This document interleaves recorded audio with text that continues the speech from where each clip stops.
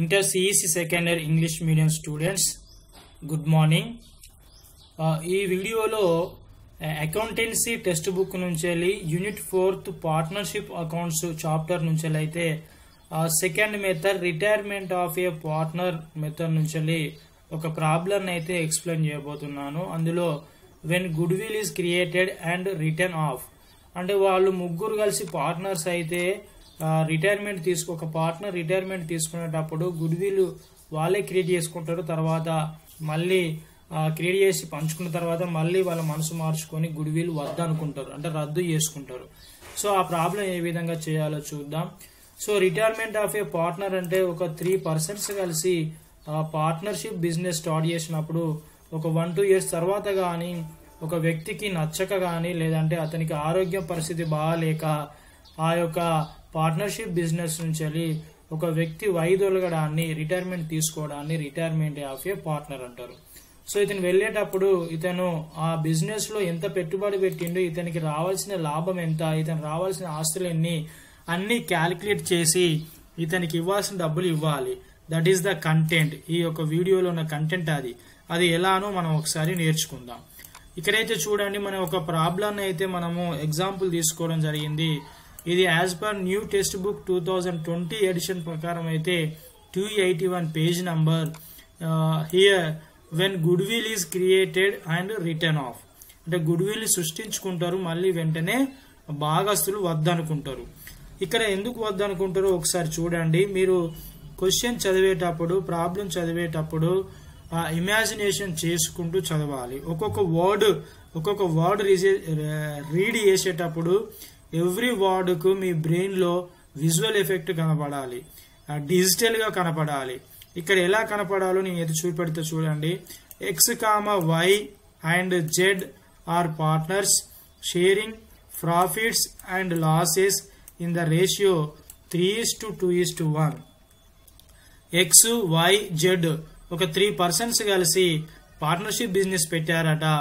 వాళ్ళు భవిష్యత్తులో in future లో ప్రాఫిట్ వచ్చినా లాస్ వచ్చినా 3:2 నిష్పత్తి ప్రకారము వాళ్ళు షేర్ చేసుకుంటారట.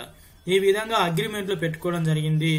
ఎప్పుడైతే మీరు XYZ అని మీరు రీడ్ చేస్తారో వెంటనే వాళ్ళు ఒక పర్సన్స్ అనుకొని ఈ విధంగా పర్సన్స్ అని మీకు మీ యొక్క బ్రెయిన్ లో విజువల్ ఎఫెక్ట్ కనబడాలి. ఎవరైనా 3 persons మీరు ఇమాజినేషన్ చేసుకోవాలి. ఒక స్టోరీ రూపంలో ఒక కథ రూపంలో మీరు లెక్కలు గాని క్వశ్చన్స్ గాని రీడ్ చేసుకుంటే మీకు ఈజీగా అర్థమవుతాయి. సో ఇక్కడ చూడండి, their balance sheet as on 31st March 2020 was as follows. వాళ్ళ యొక్క ముగ్గురి యొక్క బ్యాలెన్స్ షీట్ చూసినట్లయితే ఎప్పుడు కానీ ఫైనాన్షియల్ ఇయర్ ఎండింగ్ డేట్ నాడే ఫైనల్ అకౌంట్స్ అనేది ప్రిపేర్ చేసుకోవడం జరుగుతుంది ఎవ్రీ బిజినెస్ ఆర్గనైజేషన్. ఇక్కడ లయబిలిటీ చూసినట్లయితే క్రెడిటార్స్, ఎక్స్పెన్సెస్ పేయబుల్. ఇక్కడ చూడండి క్యాపిటల్ అకౌంట్స్ ఉన్నది. క్యాపిటల్ అకౌంట్స్ అంటే వాళ్ళు బిజినెస్ స్టార్ట్ చేసేటప్పుడు వ్యాపార ప్రారంభానికి పెట్టిన పెట్టుబడినే క్యాపిటల్ అంటారండి. సో X ఏమో 30,000 తో స్టార్ట్ చేసిండు, Y 20,000 తీసుకొచ్చిండు, Z 10,000 తీసుకొచ్చిండు. ఇవేమో వాళ్ళ యొక్క అసెట్స్. సో మనం ఇంకా చూద్దాం మరి అడ్జస్ట్మెంట్స్ లో ఏమున్నాయో చూసినట్లయితే on the above date mister Y retires from the business. ఇక్కడ చూడవచ్చు, ఇతను X అనుకోండి, ఇతను Y అనుకోండి, ఇతను Z అనుకోండి. సో ఆయా ఫైనాన్షియల్ ఇయర్ ఎండింగ్ డేట్ నాడే ఆ Y అట ఈ యొక్క పార్ట్నర్షిప్ బిజినెస్ నుంచి రిటైర్మెంట్ తీసుకున్నాడట, అంటే వెళ్ళిపోతే మరి ఇతని యొక్క ఆస్తులు పంచి ఇతని లాభం ఇతనికి ఇవ్వాలి. కాబట్టి ఆ డబ్బులు ఎవరు ఇవ్వాలి? కొనసాగుతున్న భాగస్తులు, బిజినెస్ ను రన్ చేసే పార్ట్నర్స్ ఇతను డబ్బులు ఇవ్వాలి. కాబట్టి ఎన్ని డబ్బులు ఇవ్వాలనేది క్యాలిక్యులేట్ చేసేదే ఈ వీడియోలో ఉన్న ఈ ప్రాబ్లం లో ఉన్న కంటెంట్. చూద్దాం. నెక్స్ట్ చూడండి ఏం జరిగిందంటే X and Y decided to continue the business with the following terms and conditions. ఈ కింది కండిషన్స్ తోనైతే X అండ్ Z అయితే ఆ యొక్క బిజినెస్ ని అయితే రన్ చేద్దామని డిసైడ్ అయ్యారు. కండిషన్స్ ఏంటిదంటే goodwill of the firm is valued at 18,000 goodwill ని అయితే వీళ్ళు క్రియేట్ చేసిళ్ళు, దానికి అందరూ అంగీకరించిళ్ళు. Next provision for bad debts required is 1,500. ఇక్కడ చూడండి ప్రొవిజన్ ఫర్ బ్యాడ్ డేట్స్ చూసినట్లయితే ప్రొవిజన్ ఫర్ బ్యాడ్ డేట్స్ ఇక్కడ ప్రొవిజన్ ఫర్ బ్యాడ్ డెట్స్ మనకి అడ్జస్ట్మెంట్లు ఎంత ఉన్నాయి అంటే 1500 ఉన్నాయి. ఇక్కడ ఆల్రెడీ 1000 మాత్రమే మైనస్ చేయడం జరిగింది. కానీ ఇక్కడ చేయాల్సింది ఎంత అట 1500 మైనస్ చేయాలట. 1500 మైనస్ చేస్తే ఇక్కడ 19,500 అవుతుంది. అంటే ఓవరాల్ గా 500 మాత్రమే డిక్రీజ్ అవుతుంది. సో దీనికి ఒక డెటార్స్ కి ఒక స్టార్ గుర్తు పెట్టుకోండి. అదే విధంగా stock to be depreciated by 6,000 rupees, stock ఒక స్టార్ గుర్తు పెట్టుకోండి. ల్యాండ్ టు బి అప్రిషియేటెడ్ 5,000, దీనికి ఒక స్టార్ గుర్తు పెట్టుకోండి. నెక్స్ట్ చూసినట్లయితే it is decided to write off good will in the new firm. ఇక్కడ చూడండి గుడ్ విల్ ఇక్కడ సృష్టించుకున్నారు, క్రియేట్ చేసుకున్నారు, ముగ్గురు పంచుకున్న వెంటనే మళ్ళీ అదే నిమిషంలో మళ్ళీ ఏమంటున్నారు గుడ్ విల్ వద్దు, రద్దు చేసుకుందాం అంటే రిటర్న్ ఆఫ్ చేసుకుందాం, గుడ్ విల్ ను రిటర్న్ ఆఫ్ చేసుకుందాం అని వాళ్ళు వెంటనే రద్దు చేసుకున్నారు. నెక్స్ట్ ఎఫ్ చూసినట్లయితే new profit sharing ratio of X and y, x and z.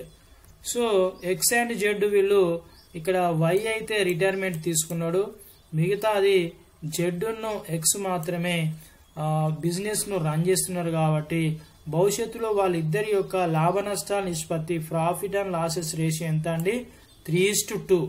So ఎప్పుడైతే రిటర్న్ ఆఫ్ గుడ్ విల్ ని మనము వాళ్ళు వద్దనుకుంటారో ఇద్దరు, దీన్ని ఏం చేస్తా అంటే ఈ రేషియో ప్రకారం మనము డిస్ట్రిబ్యూషన్ చేయాలి. అది ఎలానో మనం లెక్కలోకి వెళ్ళిపోతే తెలుస్తుందండి. సో ఎగ్జాంపుల్ అయితే మనం ఈ ప్రాబ్లం అయితే తీసుకుందాము. సో ఇప్పుడైతే మనకి ఏవైతే స్టార్ గుర్తులు ఉన్నాయో అవి అయితే మనము రీవాల్యుయేషన్ అకౌంట్ ప్రిపేర్ చేసేటప్పుడు రీవాల్యుయేషన్ అకౌంట్ లో ప్రిపేర్ చేయాలి. ఈ రీవాల్యుయేషన్ అకౌంట్ లో అసెట్ యొక్క వాల్యూ పెరిగితే క్రెడిట్ సైడ్ రాయండి. ఇది ఒక్కటి గుర్తుకుంటే సరిపోతుంది. అసెట్ పెరిగితే క్రెడిట్, అసెట్ తగ్గితే డెబిట్, లయబిలిటీ పెరిగితే డెబిట్, లయబిలిటీ తగ్గితే క్రెడిట్. కేవలం తగ్గిన విలువలు లేదా పెరిగిన విలువలు మాత్రమే రాయాలి. సో ఇక్కడ చూడండి ఫస్ట్ది డెటార్స్ ఉందండి, డెటార్స్ స్టార్ గుర్తుంది. Provision for bad debts required 1500. ఇక్కడ చూడండి ప్రొవిజన్స్ ఆల్రెడీ 1000 రూపీస్ ఏం చేసిళ్ళు రెడ్యూస్ చేసిళ్ళు, తగ్గించిళ్ళు. కానీ ఎంత తగ్గించాలట 1500 తగ్గించాలట. సో ఇక్కడ 1500 తగ్గిస్తే ఇక్కడ ఎంత వస్తుంది 19,500 వస్తుంది. అంటే 500 రూపీస్ ఏమైతుందంటే డిక్రీజ్ అవుతుంది. అది ఏ విధంగా డిక్రీజ్ అవుతుందో నేను ఒకసారి విజువల్లో చూపెడతాను.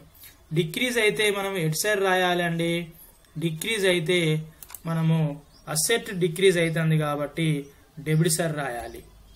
To provision for bad debts ఎంత 500. దానికన్నా ముందు మరి స్టాక్ ఉంది, ఆ స్టాక్ ఏందో చూద్దాము. నెక్స్ట్ ఈ provision for 500, provision for bad debts required 1500 అంటే ఇక్కడ చూడండి 1000 అంటే 1500 మైనస్ 1000 చేస్తే మనకు ఆన్సర్ ఎంత వస్తుంది అంటే 500 వస్తుంది. నెక్స్ట్ చూసినట్లయితే స్టాక్ టు బి డిప్రిషియేటెడ్. మన స్టాక్ పైన డిప్రిషియేషన్ క్యాల్కులేషన్ చేస్తే స్టాక్ వాల్యూ డిక్రీజ్ అవుతుంది. Stock is a asset, asset value decrease అవుతుంది కాబట్టి డెబిట్ సైడ్ రాయండి. To stock account 6000. Next land to be appreciated. Land ను అప్రిషియేషన్ చేయమంటారు అంటే పెంచుమంటున్నారు, పెరుగుదల పెంచుమంటున్నారు కాబట్టి అసెట్ యొక్క వాల్యూ పెరుగుతుంది కాబట్టి క్రెడిట్ సైడ్ రాయండి. Land account 5000, land account 5000. Next చూసినట్లయితే అంతే అండి, ఇంకా అడ్జస్ట్మెంట్స్ అయితే ఏమి లేవండి. గుడ్ విల్ సంబంధించిన అన్ని మనకు క్యాపిటల్ అకౌంట్స్ లో వస్తాయి. సో ఇప్పుడు ఏం చేయాలి అంటే మనము రీవాల్యుయేషన్ అకౌంట్ ఏం చేయాలంటే మనము 1500 మైనస్ 1000. రీవాల్యుయేషన్ అకౌంట్ ఏం చేయాలంటే బ్యాలెన్సెస్ చేయాలి. డెబిట్ సైడ్ ఎక్కువగా ఉందా క్రెడిట్ సైడ్ ఎక్కువగా ఉందా చూడాలి. మనకి ఇక్కడైతే డెబిట్ సైడ్ ఎక్కువగా ఉంది కాబట్టి ఈ 6500 ని as it is credit side వేయండి. ఈ 6500 నుంచి 5000 రెడ్యూస్ చేస్తే 1500. ఇది లాస్ అండి. ఇటువైపు వస్తేనేమో ప్రాఫిట్, ఇటువైపు వస్తేనేమో లాస్. సో వీళ్ళ కంపెనీకి అయితే లాస్ వచ్చింది కాబట్టి ఈ లాస్ ని 3:2:1 రేషియో ప్రకారము ఇక్కడ చూడండి 3:2:1 రేషియో ప్రకారం అయితే వీళ్ళు షేర్ చేసుకోవాలి. సో వీళ్ళకైతే షేర్ చేద్దామండి. మరి ముగ్గురికి అయితే ఎక్స్ క్యాపిటల్ అకౌంట్ 1500 ఇంటూ 3/6 దీన్ని కొట్టివేసినట్లయితే ఇక్కడ చూడవచ్చు. ఈ విధంగా అయితే 3 1 ద 3 3 2 ద 6 మళ్ళీ 2 1 ద 2 7 ద 14 ఇక్కడ 1 మిగులుతుంది. 2 5 ద 10 0కు 0 750. ఈ విధంగా క్రాస్ మల్టిప్లికేషన్ అయితే మీరు చేసుకోవచ్చు. నెక్స్ట్ వైకి పంచినట్లయితే 1500 ఇంటూ 2/6 అంటే 500 వస్తుంది. అదేవిధంగా జెడ్ క్యాపిటల్ అకౌంట్కి షేర్ 1500 ఇంటూ 1/6 అంటే 250 వస్తుంది. దీన్ని 3/6 వేసుకోవచ్చు, 2/6 1/6 ఈ విధంగా వేసుకొని మనమైతే క్రాస్ మల్టిప్లికేషన్ చేయాలి. సో ఇప్పుడు రీవాల్యుయేషన్ అకౌంట్ అయిపోయిన తర్వాత క్యాపిటల్ అకౌంట్ ప్రిపేర్ చేయాలి.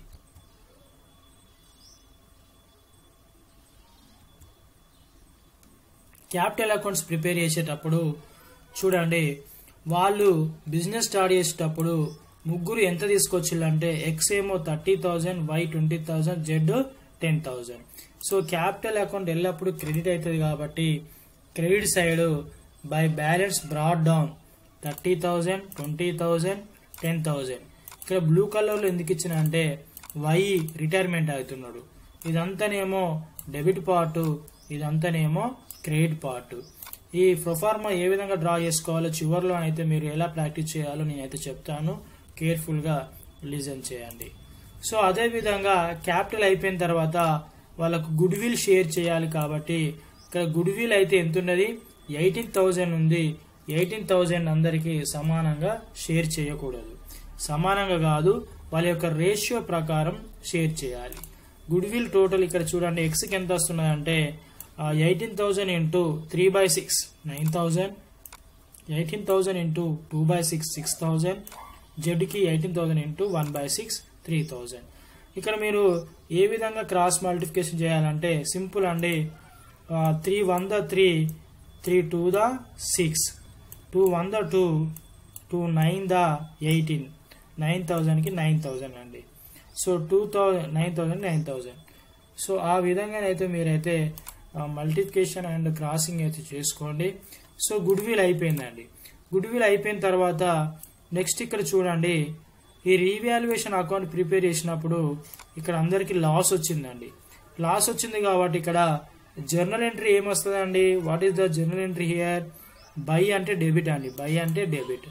X capital account debtor to revaluation account, Y capital account debtor to revaluation account, Z capital account debtor to revaluation account.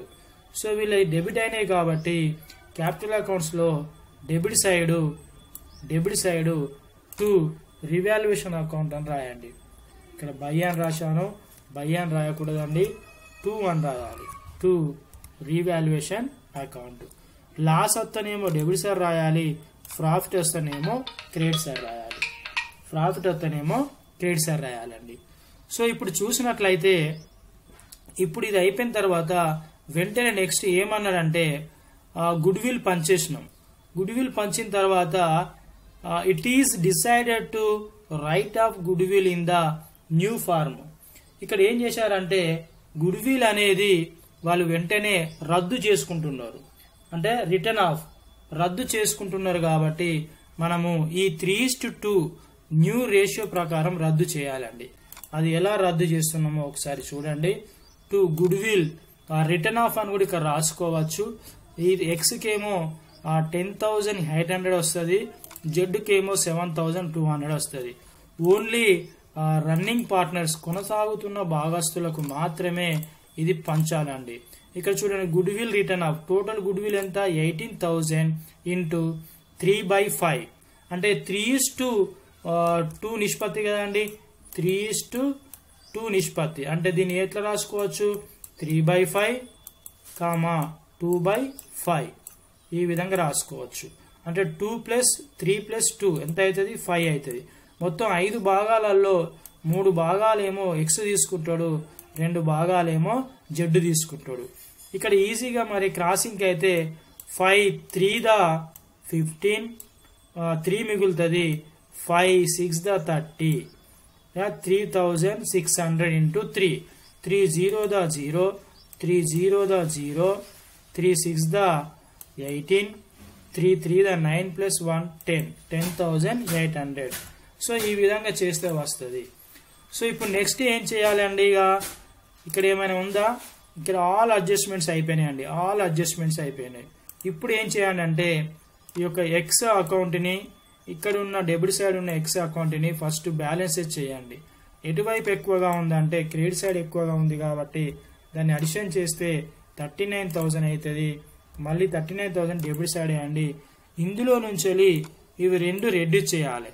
ఈ 39,000 నుంచి ఇవి రెండు రెడ్యూస్ చేస్తే ఎంత వస్తుందో చూద్దాం. 27,450 అండి. 27,450. దీన్ని టు బ్యాలెన్స్ క్యారీ డౌన్ అనండి. నెక్స్ట్ మంత్కి ఇది బై బ్యాలెన్స్ బ్రాడ్ డౌన్ అవుతుంది 27,450. నెక్స్ట్ జెడ్ది టోటల్ అమౌంట్ కూడా అండి 13,000. ఇక్కడ 13,000 వేయండి. ఆ 13,000 నుంచి ఇవి రెండు అమౌంట్స్ రెడ్యూస్ చేస్తే 5,550 ఉంటుంది.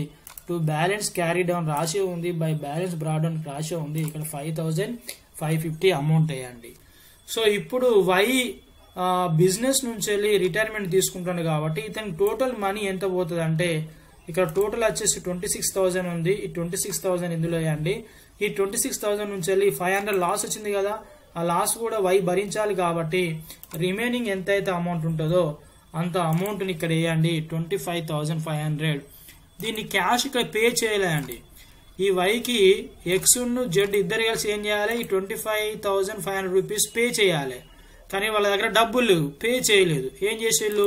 ఒక ప్రామిసరీ నోట్ రాసుకున్నారు, అప్పు రాసుకున్నారు, అప్పు కాగితం రాసుకున్నారు. భవిష్యత్తులో ఇస్తామని ఎక్స్ జెడ్ ఇద్దరు కలిసి వైకి చెప్పడం జరిగింది. దానికి వై కూడా అంగీకరించాడు. సో దీన్ని ఏమని రాయాలి? వైస్ లోన్ అకౌంట్ అని రాయాలి. సో ఇది క్యాపిటల్ అకౌంట్ ప్రిపేర్ చేసే విధానం అండి. సో నెక్స్ట్ అయితే గుడ్ విల్ అకౌంట్ అయితే ప్రిపేర్ చేయండి. క్యాష్ అకౌంట్ ప్రిపేర్ చేయాలి కాబట్టి ఇక్కడ క్యాష్ రావడం కానీ పోవడం కానీ ఏది లేదు కాబట్టి క్యాష్ అకౌంట్ ప్రిపేర్ చేయాల్సిన అవసరం లేదు. గుడ్ విల్ అకౌంట్లో గుడ్ విల్ ముగ్గురికి ఫస్ట్ పంచినాం కాబట్టి ఈ ముగ్గురికి 9,000, 6,300 వేయండి. మళ్ళీ గుడ్ విల్ వెంటనే రద్దు చేసినాం కాబట్టి, రిటర్న్ ఆఫ్ చేసినాం కాబట్టి by X capital account 10,800, Z capital account 7,200.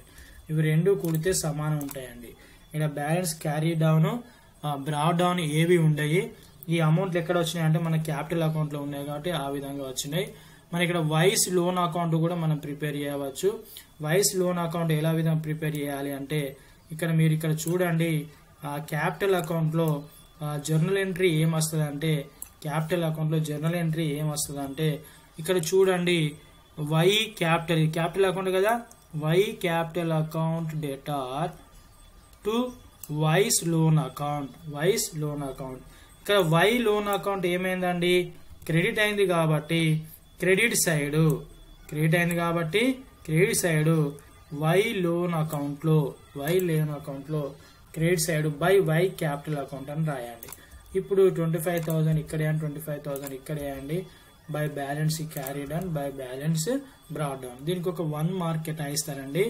So ఇలా కంప్లీట్ అయిపోయిన తర్వాత నెక్స్ట్ అయితే మరి బ్యాలెన్స్ షీట్, బ్యాలెన్స్ షీట్ అయితే ప్రిపేర్ చేయాలి. ఈ బ్యాలెన్స్ షీట్ అనేది ఏ విధంగా ప్రిపేర్ చేయాలో ఇక్కడైతే నేను ఒకసారి అయితే ఎక్స్ప్లెయిన్ చేస్తాను. కేర్ఫుల్గానైతే లిజన్ చేయండి.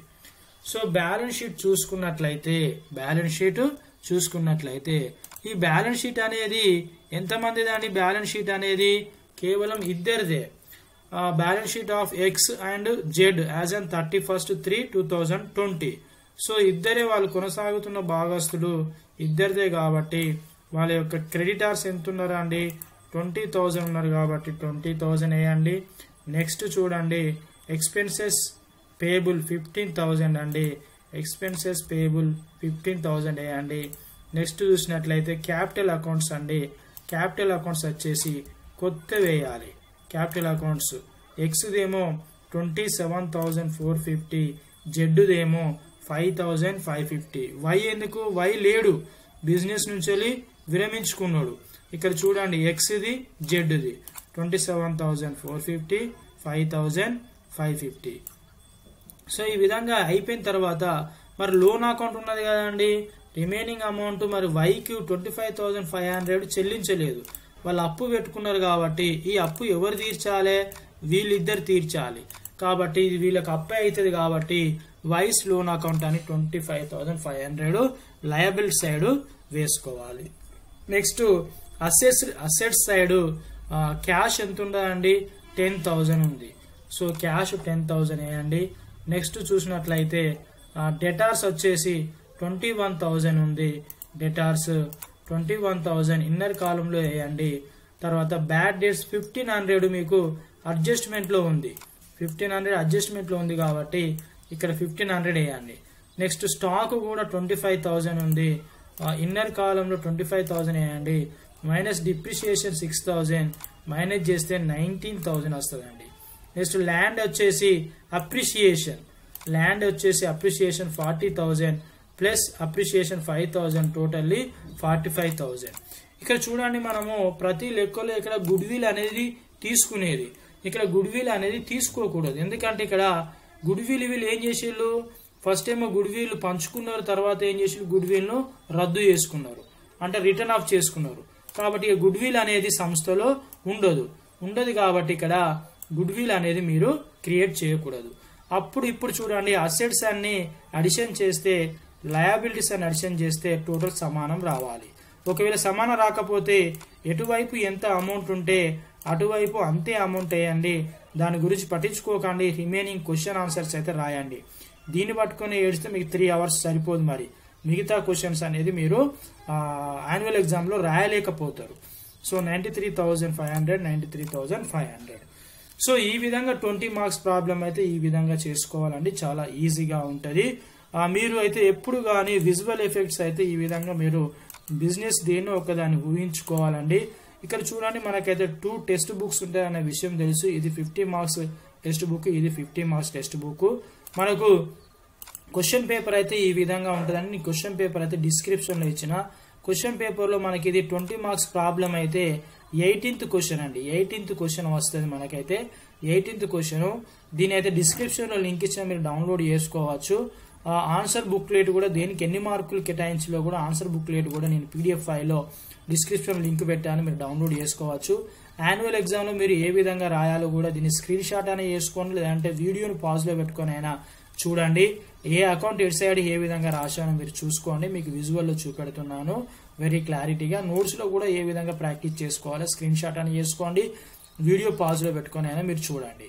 సో ఈ విధంగానైతే చూడండి. డౌట్స్ ఉంటే మాత్రము కామెంట్ బాక్స్ లోనైతే మీరు డౌట్స్ అయితే ఎంటర్ చేయండి, నేను డౌట్స్ ఉన్నా కూడా వాటిని అయితే క్లియర్ చేస్తాను. ఓకేనా? థ్యాంక్ యూ, ధన్యవాదాలు. Thanks a lot all of you.